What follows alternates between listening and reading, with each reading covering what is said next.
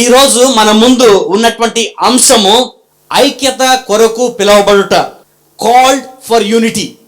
Call అంటే ఏమిటి? పిలుపు అంటే ఏమిటి? పిలుపు అనగానే డిక్షనరీలో ఇవ్వబడినటువంటి meaning to speak in a loud distant voice as to be heard at a distant. పిలుపు, కాల్ అనగా to make a request or demand. Call అనగా to get or to try to get in communication. అది call. మనం phone తీసుకొని ఒకరికి phone చేస్తాం. ఎందుకు call చేస్తామంటే వారితో మనం మాట్లాడడానికి, కమ్యూనికేషన్ పెంచుకోవడానికి కాల్ చేస్తాం. దూరంగా ఉంటున్నటువంటి వారితో మాట్లాడుతూ ఉంటాం, దాన్ని కాల్ అంటాం. ఈరోజు మనము దేనికోసమైతే పిలువబడ్డామట, ఐక్యత కోసం పిలువబడ్డాం. We have been called for unity. Phone call గురించి లేక కమ్యూనికేషన్ గురించి ఒక ఉదాహరణ. ఇదేమిటంటే ఇట్స్ ఎ హిస్టారిక్ కాల్. ఎవరు కాల్ ఎవరికి చేశారు? భూమి మీద ఉన్నటువంటి వారు చంద్రమండలంలో ఉన్నటువంటి వ్యక్తికి ఫోన్ చేశారు. ఏమి జరుగుతుంది? ఈ సంభాషణ వినండి కొంచెం. On July 20, 1969, Neil Armstrong became the first man to walk on the moon, followed 20 minutes later by his fellow Apollo 11 astronaut Buzz Aldrin. An estimated 600 million watched on television. Then President Nixon placed a phone call to them. The conversation went like this. President Nixon ఆయన మాట్లాడుతున్నాడు. Hello Neil and Buzz, I am talking to you by telephone from the Oval Room at the White House. And this certainly has been the most historic telephone call ever made from the White House. I just can't tell you how proud we are all and what you have done. For every American, this has to be the proudest day of our lives. And for the people all over the world, I am sure that they do to join the Americans in recognizing what an immense feat this is. Because of what you have done, the heavens have become part of man's world. And as you talk to us from the sea of tranquility, it inspires us to redouble our efforts to bring peace and tranquility to earth. One priceless moment in the world history of man. All the people on this earth are truly one. One of their pride is what you have done, and one in prayer that you will return safely to earth. Armstrong ఆయన చెప్తున్నాడు, thank you mister president. It's a great honour and privilege for us to be here representing not only the United States but men of peaceful nations, men with a vision for the future. It is our honor for us to able to participate here today. President Nixon, thank you very much, and I look forward, all of us look forward to seeing you on the Hornist on Thursday. Armstrong, thank you. We look forward to that day very much sir. ఎవరి phone conversation అంటే America అధ్యక్షుడు తన ఆఫీస్లో, oval ఆఫీస్లో రూమ్లో కూర్చొని చంద్రమండలంలో ఉన్నటువంటి నీల్ ఆర్మ్స్ట్రాంగ్తో చేసినటువంటి సంభాషణ. ప్రపంచవ్యాప్తంగా చూస్తే దానికి మించినటువంటి కాన్వర్జేషన్ మరొకటి లేదు. It's a historic call. భూమి మీద ఉన్నటువంటి ఒక వ్యక్తి చంద్రమండలంలో ఉన్నటువంటి ఆయనకు ఫోన్ చేసి మాట్లాడటం అన్నటువంటిది it's a history in it self. ఆ విధమైనటువంటి హిస్టారిక్ కాల్ ఆయన ఆ రోజు చేసినట్టుగా చరిత్ర చెప్తూ ఉంది.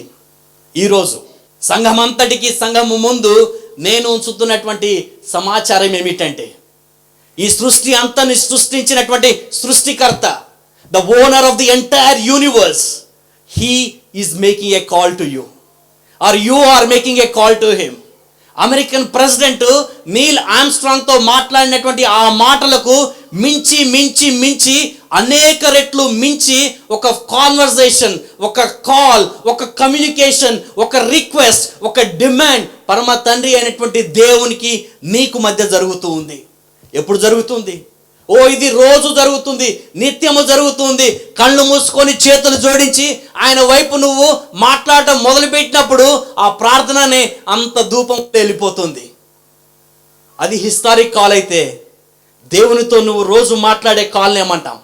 Isn't it much powerful? Isn't it much superior? Isn't it much stronger than the people who call each other? అవునా కదా?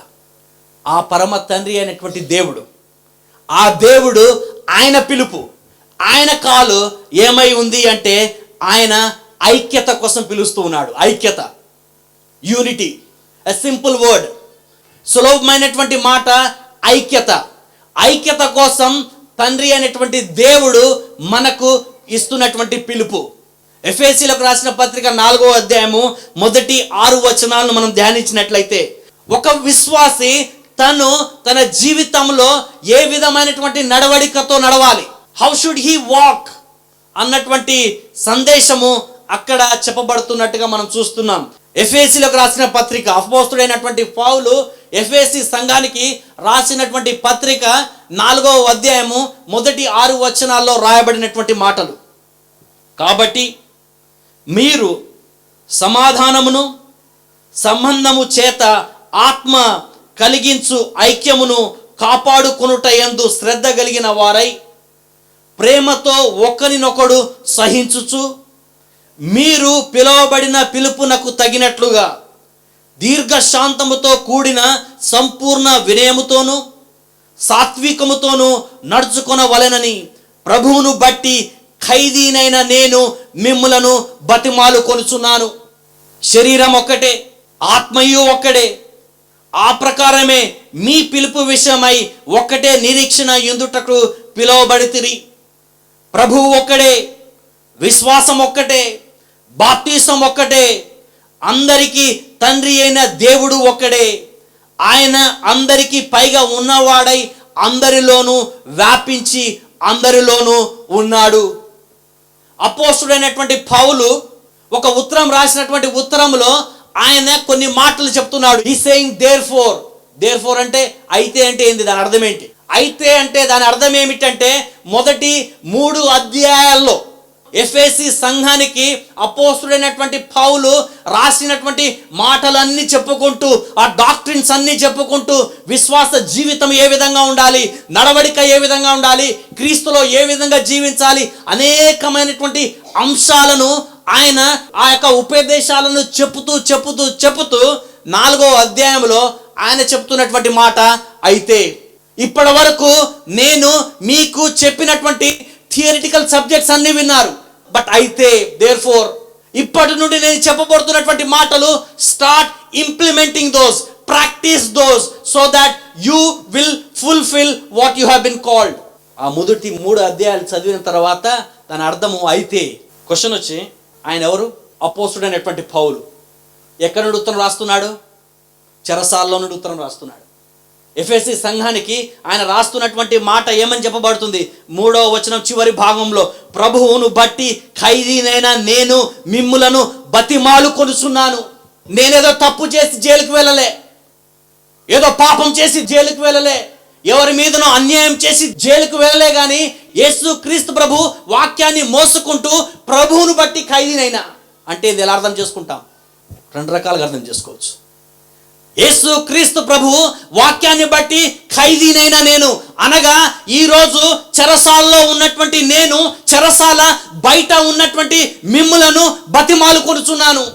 ఇంకొక రకంగా అర్థం చేసుకోవాలంటే, అపోస్తలుడైనటువంటి పౌలు అంటున్నాడు, అయ్యో చెరసాలలో ఈ రోజు నేను లేకపోయి మీలాగా బయట ఉన్న దేవుని కోసము, ఆయన కోసం బందీనై నడవటానికి ఏమాత్రం సంకోచించను. I don't not want to live for my self.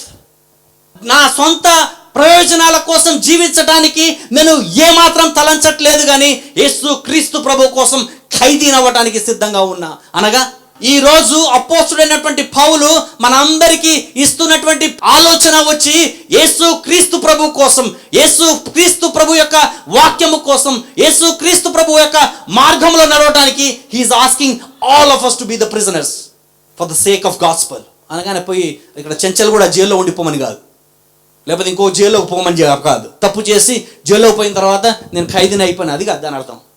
అర్థం ఏమిటంటే మనకున్నటువంటి మన లైఫ్ స్టైల్, మన ప్రివిలేజెస్ను, మన ఆధిక్యతలను, మనకున్నటువంటి ప్లెజర్స్ను వాటన్నిటిని పక్కకు పెట్టి యేసు క్రీస్తు ప్రభు కోసం ఆయనలో you have to start a new life. ఏం చేయగలమండి? ఒక సాంగ్ ఉంది, ఏమిచ్చి మేము నీ రుణం తీర్చగలం. ఏమిచ్చి చేస్తావు? అసలు ఆయన ఏం చేశాడు? కుమారుని పంపాడు, శిలువ మీద చనిపోయాడు. నువ్వు నేను ఉండవలసినటువంటి ప్లేస్లో ఆయన నిలబడ్డాడు. నీవు నేను చేసినటువంటి మిస్టేక్లు, పొరపాట్లు, తప్పులు అన్నిటి కోసం ఆయన బలి అయిపోయాడు. చేయాల్సినంత ఆయన చేసేసాడు. మనం అట్నే ప్రశాంతంగా వచ్చి ఈరోజు ఖైదీ అనేటువంటి పౌలు మనకు బతిమలాడుతున్నటువంటి మాట ఏమిటంటే, సమాధానమును బంధము చేత ఆత్మ కలిగించు ఐక్యమును కాపాడుకొనవలెను అని చెప్తున్నాడు ఆయన. We have to be United. ఎవరి మీద ఐక్యత? దేవుని బిడ్డలుగా పిలువబడుతున్నటువంటి మనం we should develop a godly life. ఒకటి, ఏ విధంగా గాడ్లీ లైఫ్ డెవలప్ చేస్తాం? దేవుని భయభక్తులో మన యొక్క లైఫ్ స్టైల్ను ఏ విధంగా డెవలప్ చేస్తాం? దేవుని బిడ్డలుగా పిలువబడుతున్నటువంటి మనం, ఇట్ క్యారెక్టరైజెస్ 2 things. 2 గుణగణాలు ఉన్నాయి. Number 1, we have to live in unity. ఐక్యమత్యంగా జీవించాలి. సంఘముగా ఐక్యత, కుటుంబంగా ఐక్యత, అన్ని రకాలైనటువంటి పరిస్థితుల్లో ఐక్యత. It's not easy. ఇంకొకటి, దేవుని యొక్క గుణగణాల్లో మనం జీవించాలి అంటే we are suppose to minister and learn from one another. ఒకరి దగ్గర నుండి ఒకరు నేర్చుకోవాలి. మన యొక్క ఐడెంటిటీ, వ్యక్తిత్వము లేక నువ్వు చేసే క్రియ both has to match together. 2 match అవ్వాలి. ఎవరు నువ్వు చేస్తున్నటువంటిది 2 మ్యాచ్ అవ్వాలి. 3 సంవత్సరాల అబ్బాయి ఏడుచుకుంటూ తండ్రి దూరం నుండి వస్తున్నప్పుడు పరిగెత్తుకుంటూ వెళ్తున్నాడు. 2 సంవత్సరాల పాప ఆయన దగ్గర నుండి ఏదో టాయ్ లాగేసింది, ఆకలి అవుతుంది, ఏడుచుకుంటూ పోతున్నాడు. తండ్రి ఆ పిల్లోని చూసి, my child don't cry because you are a boy, you are not suppose to cry. అది ఆయన చూపిస్తున్నటువంటి ఆ ఐడెంటిటీ. ఇంకొక ఆమె ప్రిన్సెస్ మార్గరెట్, క్వీన్ ఎలిజబెత్ సంబంధించినటువంటి ఆమె మొట్టమొదటిసారి ఆ క్వీన్, ఆ మహారాణి, ఆమె ప్రజల ముందు ఫస్ట్ టైం కనపరుచుకుంటున్నటువంటి ఆ స్థలములో ఆమె లేచి నడుచుకుంటూ వెళ్ళేటప్పుడు క్వీన్ ఎలిజబెత్ ఆమెను ఆపి, come on now, you are a queen now, నువ్వు ఇప్పుడు రాణివి, walk like queen. Because you are not an ordinary person, you are a queen, so your walking style has to be like a queen. ఇంకొక ఆయన 18 సంవత్సరాల old check marine boot క్యాంప్లో military training అయిపోతున్నటువంటి ఆ పరిస్థితుల్లో ఆయన లాస్ట్ ఫేజ్ ఆఫ్ ట్రైనింగ్ ఏందట అంటే, ఆయన ఒక స్థలము నుండి ఇంకొక స్థలమును ఇట్లా పాకుకుంటూ వెళ్ళాలి. ఎట్లా పాకుకుంటూ వెళ్ళాలి అంటే, ఆయన తలకు పైన ఒక 6 ఇంచుల గ్యాప్తోని అక్కడ మిషన్ గన్స్ ఉన్నాయి. ఆ మిషన్ గన్స్లోండి ఫైరింగ్ అవుతూ ఉంది. ఈయన కొంచెం ఇటు లేచినా ఆయనకు తల మీద తాకుతుంది. సో పాకుకుంటూ వెళ్తున్నటువంటి ఈ వ్యక్తికి ఆయనకు కనబడుతున్నది ఏమిటంటే, చెమటలు వస్తున్నాయి, కష్టపడుతున్నాడు, భయపడుతున్నాడు. కానీ పక్క నుండి ఇంకొక ఆయన అంటున్నాడు, కమాన్ నౌ, బీ కరేజియస్, ధైర్యంగా ఉండు, you are a marine, you are a military man, you are not suppose to be afraid. మనం చేస్తున్నటువంటి మన పని, దాని ద్వారా మన యొక్క యాక్షన్స్ ఉండాలట. ఏమి చెప్పడానికి ప్రయత్నం చేస్తున్నామంటే, దేవుని బిడ్డలుగా పిలువబడుతున్నటువంటి మనం యేసయ్య ఏ విధమైనటువంటి జీవితము మనం ఉండాలని కోరుకుంటున్నాడో అటువంటి లైఫ్ స్టైల్ మనకు ఉండాలి, అటువంటి ప్యాటర్న్ మనకు ఉండాలి, అటువంటి ఆలోచనలు మనకు ఉండాలి, అటువంటి మార్గంలో మనం నడవాలి. That is what we have been called for. సమాధానముకు సంబంధము చేత ఆత్మ కలిగించు ఐక్యమును కాపాడుకొనుట యందు శ్రద్ధ కలిగిన వారై ప్రేమతో ఒకరినొకడు సహించుకొనొచ్చు. మీరు పిలువబడిన పిలుపుకు తగినట్లుగా, ఏ పిలుపు కోసమైతే మనం పిలువబడ్డామో, దేవుని యొక్క రక్షణ మార్గంలో వచ్చినటువంటి మనము దేనికోసమైతే పిలువబడ్డామో, దేనికోసమైతే నడుస్తున్నామో దానికి తగినట్లుగా దీర్ఘశాంతముతో కూడిన సంపూర్ణ వినయముతోను సాత్వికముతోను నడుచుకొనవలెనని ప్రభువును బట్టి ఖైదీనైన నేను మిమ్మును బతిమాలుకొనుచున్నాను. ఎందుకో తెలుసా? మీరు దేవుని యొక్క మార్గములో, ఆయన ఏ విధమైనటువంటి మార్గములో మనం నడవాలని ఆయన ఆశపడుతున్నాడో ఆ విధమైనటువంటి మార్గములోనే మనము తప్పకుండా నడవాలి. అపోస్తలుడైనటువంటి పౌలు చెప్తున్నాడు. ఆయన చెప్పేది ఏమిటంటే, ఈరోజు బాప్తిస్మము పొంది యేసయ్యను తన రక్షకుడిగా అంగీకరించినటువంటి వారు అందరూ యేసు కోసం బందీ అయిపోయినటువంటి వారు. యేసు కోసం బందీ అయిపోయినటువంటి వారు, ఆ మార్గంలో నడుస్తున్నటువంటి వారు, వారికి కొన్ని గుణగణాలు ఉండాలి. పౌలు అంటున్నటువంటి గుణగణాల్లో దీర్ఘశాంతముతో కూడిన సంపూర్ణ వినయముతోనూ సాత్వికముతోనూ నడుచుకొనవలెను. 3 మాటలు చెప్తున్నాడు ఇక్కడ. Number 1, we're suppose to have humility. Humility అంటే సంపూర్ణ వినయం. వినయం అనగానే, హ్యూమిలిటీ అనగానే లోబడటం, తగ్గించుకోవటం, లేక హ్యూమిలిటీగా ఉన్నప్పుడు లోబడుకుంటూ తగ్గించుకుంటూ ఉంటే XYZ వాళ్ళు అడ్వాంటేజ్గా తీసుకోవటం, ఆ విధమైనటువంటి అర్థాలు వస్తుంటాయి. ఆ విధంగా అర్థం చేసుకుంటాం. బట్ ఇక్కడ పౌలు భక్తుడు చెప్తున్నటువంటి మాట ఏమిటి అంటే, see yourself as God sees you. దేవుడు నిన్ను ఏ విధంగా చూస్తున్నాడో ఆ విధంగానే నువ్వు ఇతరులను చూడాలట. That is humility. హ్యూమిలిటీ, వినయం అనగానే నిన్ను నీవు, you should not, it doesn't mean that you have to put yourself down. వినయం ఏమిటంటే పడిపోయినటువంటి వారిని లేపటం వినయం. ఒకరికోసం ఒకరు ఐక్యతలో మనం వినయంగా ఉండాలని చెప్తున్నటువంటి మాట ఏమిటంటే, ఒకరి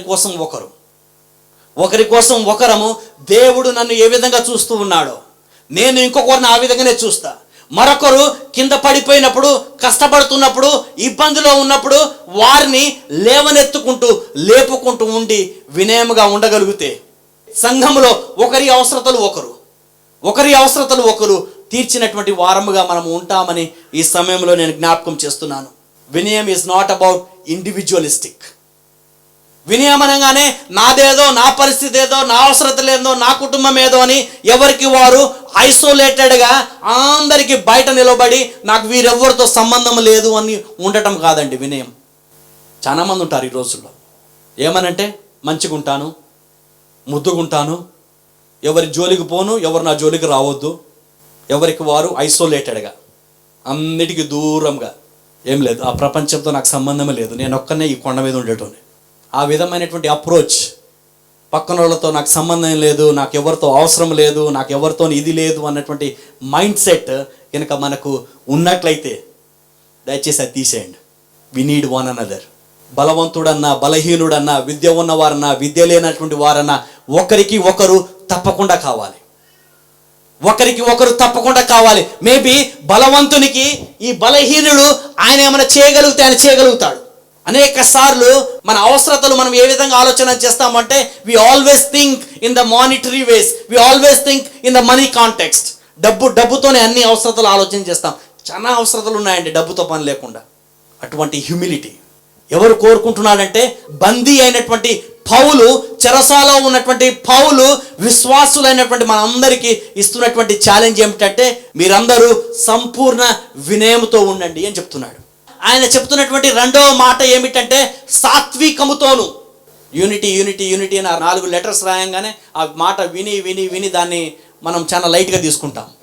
కానీ ఈ గుణగణాలు మనం పాటించినట్లయితే ఐకమత్యంగా ఉండడానికి అవసరం చాలా ఎక్కువగా ఉంటామని ఈ సమయంలో నేను జ్ఞాపకం చేస్తున్నాను. దేవుని బిడ్డలుగా పిలువబడుతున్నటువంటి మనకు ఉండవలసినటువంటి రెండవ లక్షణం ఏమిటంటే, సాత్వికముతో ఉండాలట. సాత్వికము అనగా జెంటిల్నెస్, సాత్వికము అనగా మీక్నెస్, జెంటిల్నెస్ అది కూడా సరిగా అర్థం కాదు. మీక్నెస్ ఎలా అర్థం అవుతుందంటే వీక్నెస్ లాగా అర్థమవుతుంది. మీక్ ఈజ్ వీక్. చాలా మంది కాంటెక్స్లో meekness is weakness, but actually Bible ఆ విధంగా చెప్పట్లేదు. బైబిల్ ఏమి చెబుతుందంటే, gentleness, meekness is absolutely nothing but power under control. ఒక్కసారి ఒక వారం రోజులు సాత్వికంగా, మీక్గా ఉండడానికి ప్రయత్నం చేయండి. వారం రోజులు చాలా స్ట్రెంత్ కావాలి, చాలా బలం కావాలి ఆ విధంగా ఉండటానికి. ప్రాచీన కాలంలో యుద్ధాలకు పోతున్నటువంటి వారియర్స్ వారి గుర్రాలను వాడతారు. గుర్రాలను వాడినప్పుడు ఆ యుద్ధము చేసే ఆ గుర్రాలను వాళ్ళను ఏ విధంగా ట్రైన్ చేస్తారట అంటే, ఆ గుర్రాలను బాగా మీక్నెస్తో ఉంచుతారట. మీక్నెస్ అనగానే ఆ గుర్రాలను ఆ మాస్టర్ తన యజమాని ఏది చెప్తే అది చేసేటట్టు వాటిని ట్రైన్ చేస్తారట. That's not weakness. దానికి ఉన్నటువంటి స్ట్రెంగ్త్ను అండర్ కంట్రోల్లో ఉంచుతుంది. సాత్వికము బైబిల్లో చెప్పబడుతున్నటువంటి మాట ఏమిటంటే, ఈ భూమి మీద జీవించినటువంటి వారు అందట్లో ఒక మీకెస్ట్ పర్సన్, ఒక మీకెస్ట్ జెంటిల్నెస్ ఉన్నటువంటి ఆయన ఎవరు అంటే మోషే అట. Is the meekest person. Moshe, was he a weakest person? He is the meekest person, but he could able to see how to control that power. Aina, he became the great dynamic and charismatic leader. ఆయనకున్నటువంటి బలం, ఆయనకున్నటువంటి స్ట్రెంగ్త్ను కంట్రోల్గా ఉంచి ఆయన తన యొక్క మీక్నెస్ని exercise చేశాడు అని చెప్పబడుతుంది. సంపూర్ణ వినయము, సాత్వికము అనగానే అదేమిటంటే మనం కొన్నిసార్లు ఏమంటామంటే దాన్ని చాలా ఎక్కడో బలహీనమైనటువంటి ప్లేస్లో పెట్టేస్తాం ఆ పదాలను. ఇంకొకటి దీర్ఘశాంతము, పేషెన్స్. విశ్వాసికి ఉండవలసినటువంటి ఈ విశ్వాస ప్రయాణంలో నడుస్తున్నటువంటి మనకు ఉండవలసినటువంటి గుణగణాల్లో ఇంకొక ముఖ్యమైనది ఏమిటంటే పేషెన్స్, దీర్ఘశాంతము. పేషెన్స్ అంటే ఏమిటంటే దేవుని వైపు చూస్తూ God, I look to you and May your time table be filled in my life. దేవుని యొక్క టైం టేబుల్ మీద డిపెండ్ అవ్వటమే పేషెన్స్. ఎందుకంటే ఆయన టైం టేబుల్కు మించినటువంటి మంచి టైం టేబుల్ ఉంటుందా మన దగ్గర? ఎప్పుడు, ఎలా, ఏమి మనకు అవసరమో కావాలో అది మనం ఆయన వైపు కనిపెట్టుకుని ఉండాలి. చాలాసార్లు మన ప్రార్థన ఈ విధంగా ఉంటుంది, దేవా నేను పేషెన్స్గా నీ వైపు చూస్తున్నా, పేషెన్స్గా నీ వైపు కనిపెట్టుకొని ఉన్నా, but make it little faster, please hurry up. Is that a patience? No, it's not. Abraham తనకు యెహోవా దేవుడు తనకు ఆయన అభయమిచ్చాడు ఏమిటంటే, నీ సంతానమును ఇసుక రేణువుల వలె చేస్తానని చెప్పేసి. ఎన్ని సంవత్సరాలు పట్టింది? దాదాపు ఆయనకు వాగ్దానం చేసిన తర్వాత 25 సంవత్సరాల తర్వాత దేవుడు తన వాగ్దానాన్ని ఆయన జీవితంలో నెరవేర్చాడు. నోవాహుకు చెప్పాడు దేవుడు, యెహోవా దేవుడు, ఓ జలప్రలయం రాబోతుంది, ఈ జలప్రలయంలో అంత కొట్టుకోబోతున్నారు, అంత భయంకరమైనటువంటి పరిస్థితి రాబోతుంది. ఎన్ని సంవత్సరాలు పట్టింది ఆయన ఓడ తయారు చేసుకుంటూ వెళ్ళి ఆ జలప్రలయం రావడానికి? 100 సంవత్సరాలు ఆయన ఓడను తయారు చేస్తున్నాడు. That is called patience. మోషే ఇశ్రాయేలీయుల ప్రజలను ఐగుప్తులో నుండి విడిపించడానికి, తన్ను తాను సిద్ధపరచుకోవడానికి, తన్ను తాను సంపూర్ణంగా ఆయన క్వాలిఫై అవ్వడానికి, అక్కడికి వెళ్ళడానికి 40 సంవత్సరాలు పట్టింది. That is called patience. ఏమిటంటే మనమందరం humans, we're anxious people. That's the reason దేవుని దగ్గర నుండి మనకు త్వరగా జవాబులు రావాలని చూస్తూ ఉంటాం. ఎందుకు ఈ గుణాలు ఉండాలి? ఎందుకు ఇంకొక గుణాలు ఉండాలి? ప్రేమతో ఒకరిని ఒకరు సహించుచు అనగా దేవుని యొక్క అగాపే ప్రేమలో ఒకరి కోసం ఒకరి వీక్నెస్లో మరొకరు బలాన్నిచ్చి ఒకరినొకరు సహించుతూ ఉండవలసినటువంటి లక్షణాలు మనకు ఉండాలి. ఎందుకు ఈ లక్షణాలు?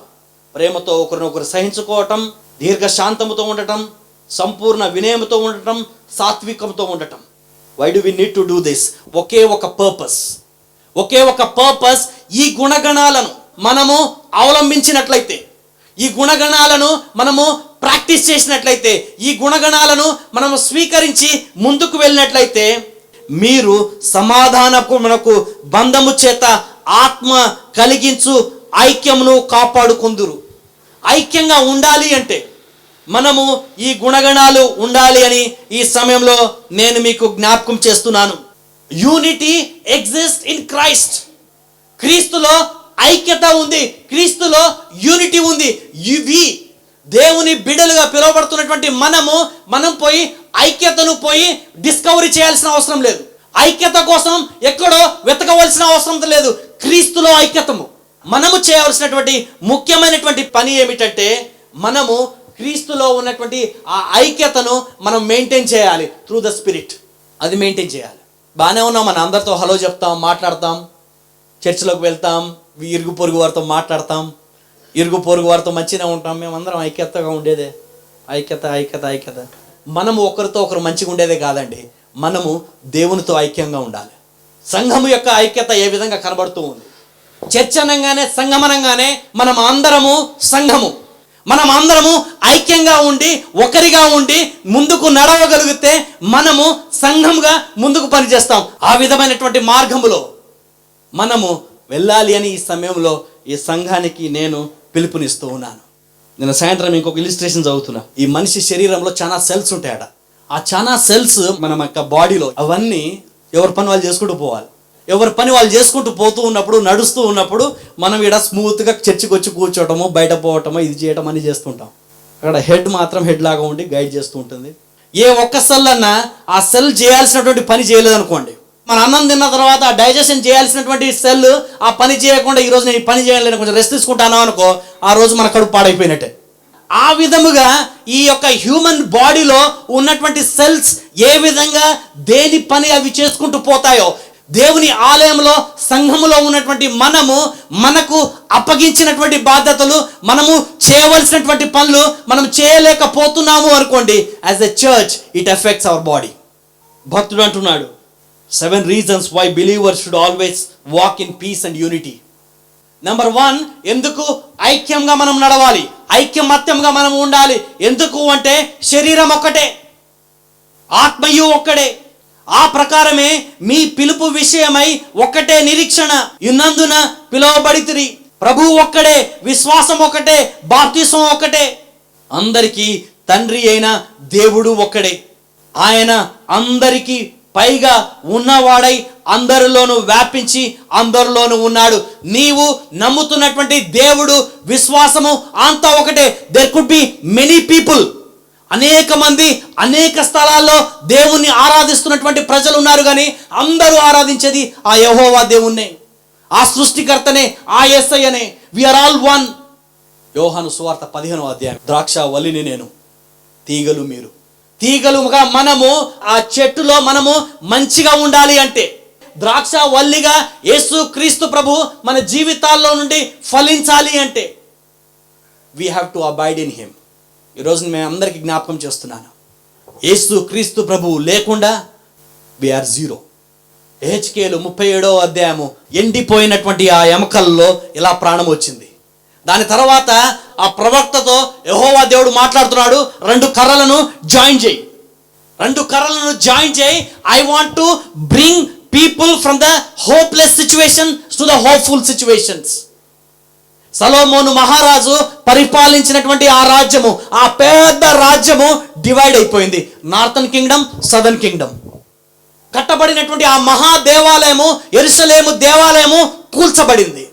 ఏ సిచ్యువేషన్ అంటే, దేవుని బిడ్డలుగా పిలువబడుతున్నటువంటి వారికి, దేవుని బిడ్డలుగా ఉంటున్నటువంటి వారికి absolutely not a 0.01% hope. There is no hope. Everything got collapsed. అక్కడ నుండి యెహోవా దేవుడు వారిని లేవనెత్తి ఐక్యపరిచి వారిని ఆయన రానున్నటువంటి మెస్సయ్య గురించి చెప్పినటువంటి సందర్భం. కీర్తనకారుడు అంటున్నాడు, సహోదరులు ఐక్యత కలిగి నివసించుట ఎంత మేలు, ఎంత మనోహరము. ఒంటరిగా ఉంటే నీవు ఒక కట్టెపుల్లలాగా ఉంటే ఎప్పుడన్నా ఎట్లన్నా బ్రేక్ చేయవచ్చు.